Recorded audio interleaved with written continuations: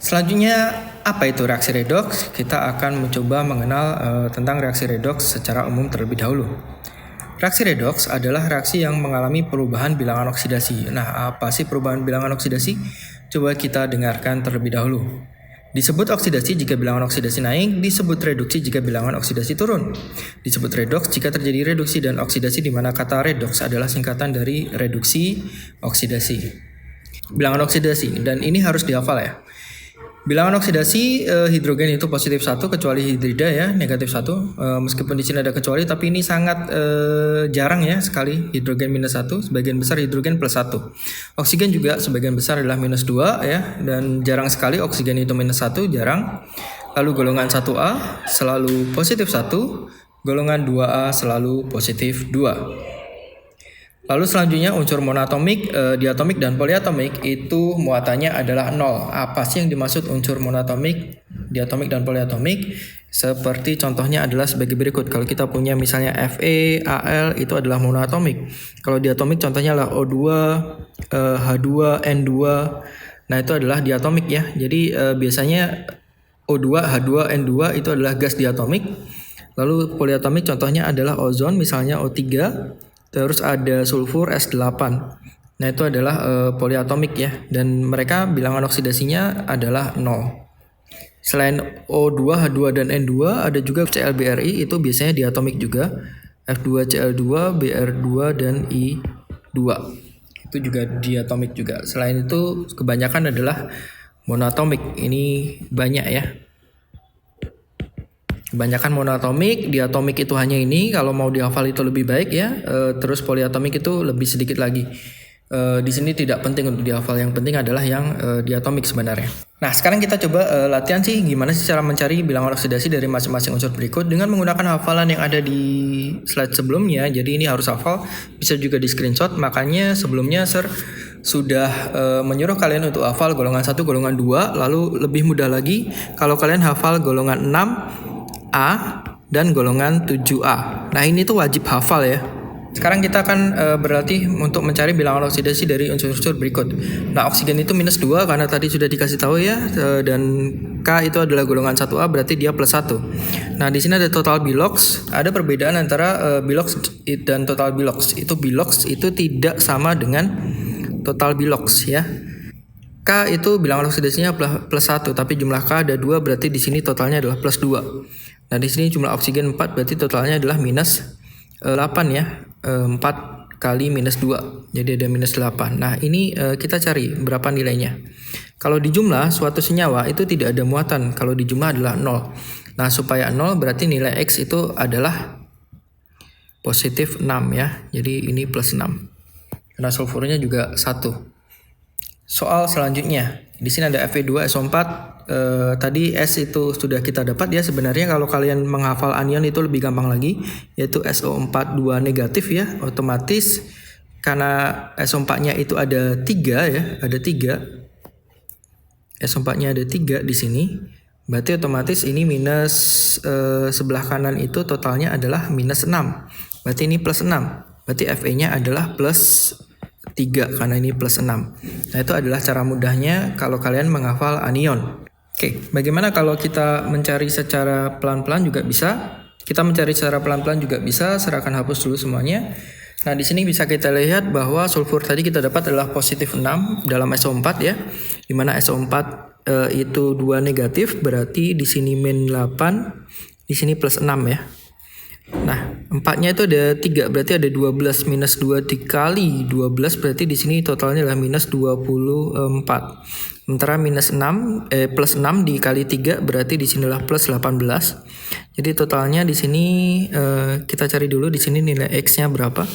Kalau di jumlah adalah 0. Berarti nilai X itu sama dengan 6. Berarti nilai Fe sendiri itu adalah plus 3. Nah, makanya nama senyawa ini adalah besi 3 sulfat. Nah, hati-hati ya di mana Fe itu bisa 2+, bisa juga 3+. Dengan oksidasi dari masing-masing unsur berikut. Nah, dengan menggunakan hafalan yang tadi harus kalian hafal, kita bisa cari yang ada di sini. Kita lengkapi dulu yang sudah kita hafal ya. Dimanakah itu adalah golongan 1A, berarti dia +1. Terus oksigen itu -2. Terus hidrogen itu dia +1. Terus oksigen itu -2. Di sini juga -2. Di sini juga -2. Di sini hidrogen itu +1, di sini -2. Ini +1 K-nya, di sini -2. Nah, tadi sulfat itu adalah 2 negatif ya. Jadi di sini +6. Sulfur itu +6 tadi ya, +6. Ini +6. Ini tadi -2 dan +6. Di sini +6. Nah, dari sini kita bisa mencari Mn ya dari total biloxnya. Nah, berarti di sini totalnya adalah -8. Berarti nilainya di sini adalah +7 ya. +7 Mn-nya. Lalu di sini -8 +6 berarti di sini +2.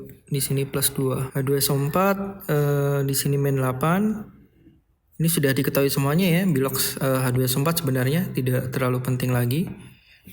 +2 di sini, maaf. Oke, lalu di sini -8 +6.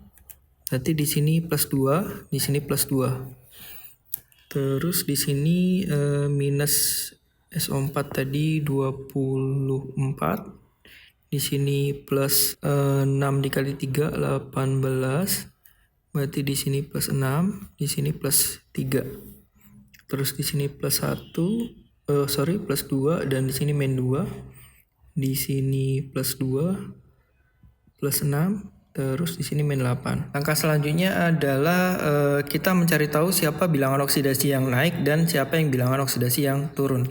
Di sini saya menemukan bahwa Mn itu berubah dari +7 menjadi +2 ya. Jadi ada penurunan. Maka disebut reaksi reduksi. Lalu kita coba cari reaksi oksidasinya ya. Reaksi oksidasi yang bilangan oksidasinya naik adalah Fe, di mana dari +2 menjadi +3 ya. Ini namanya adalah oksidasi. Nah, nantinya ada beberapa istilah. Yang pertama adalah oksidator. Oksidator itu menyebabkan zat lain teroksidasi sehingga dia mengalami reduksi. Sama seperti kalau misalnya kita membuat orang lain kaya, kita jadi miskin. Karena uang kita berkurang, uang orang lain bertambah. Sama seperti itu ya. Jadi yang berlaku sebagai oksidator dalam soal ini, oksidatornya itu adalah KMNO4. Sementara nanti reduktornya itu adalah zat yang menyebabkan zat lain tereduksi sehingga dia mengalami oksidasi, yaitu adalah FeSO4. Nah, itulah tadi pengertian oksidator dan reduktor ya. Sebenarnya pengertian reaksi redoks itu bukan naiknya bilangan oksidasi dan turunnya bilangan oksidasi. Itu pengertian yang sudah dipermudah sebenarnya. Jadi pengertian sebenarnya dari reaksi redoks itu adalah reaksi kimia yang didasarkan atas adanya transfer elektron. Jadi akan ada transfer elektron. Disebut oksidasi adalah saat melepaskan elektron sehingga bilangan oksidasi naik. Disebut reduksi adalah saat menerima elektron sehingga bilangan oksidasi turun. Nah, simpelnya tadi contohnya ada pada yang pertama adalah MnO4 minus, di mana di sini +7 lalu berubah jadi Mn2 plus ya. Di sini +2. Nah, kita lihat di sini bilangan oksidasinya turun. Kenapa bisa turun? Sebenarnya karena dia Mn yang di sebelah situ itu ditambah dengan 5 elektron ya. Dimana kalian tahu elektron itu bermuatan negatif. Nah, ini adalah pengertian sebenarnya dari reaksi reduksi. Bagaimana dengan reaksi oksidasi? Di sini ada Fe2+ berubah menjadi Fe3+. Nah, kalau di sini ini dia melepas 1 elektron ya. Melepas 1 elektron. Sehingga dia lebih positif lagi ya, dimana jangan lupa elektron itu bermuatan negatif. Kalau elektronnya bertambah maka muatannya makin berkurang. Kalau elektronnya berkurang, maka muatannya makin bertambah. Nah, seperti itu. Kalian tidak harus menghitung satu persatu bilangan oksidasinya.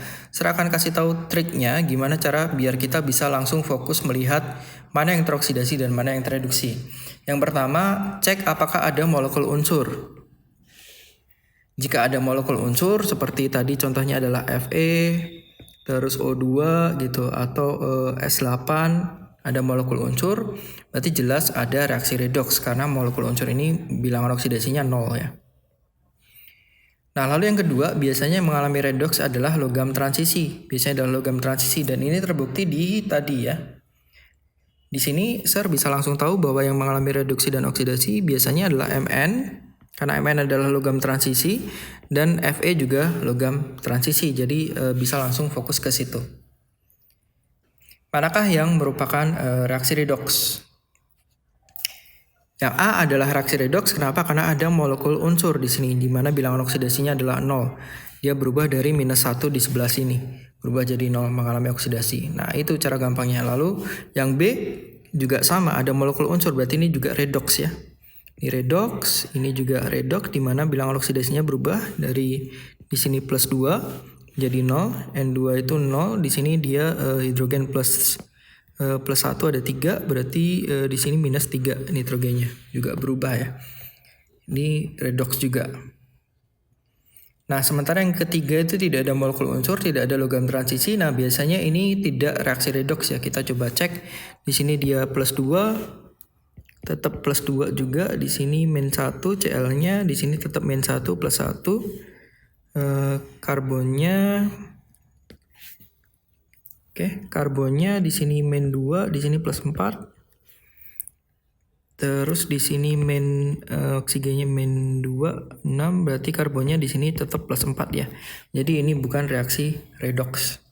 Lalu yang D adalah reaksi redoks. Kenapa? Karena ada molekul unsur, jelas bisa kalian cek juga. Di sini jadi -1 dan di sini jadi +1. Terus yang paling bawah ini bukan reaksi redoks ya, yang bawah. Ini adalah reaksi asam basa, dan asam basa itu bukan redoks ya. Reaksi asam basa bukan redoks ya. Tapi kalau kalian mau cek satu-satu juga bisa. Di sini hidrogen +1, di sebelah kanan tetap +1 -2, oksigennya tetap -2 +1, Na +1 +1, Cl -1 -1, tetap ya. Jadi tidak ada perubahan bilangan oksidasi.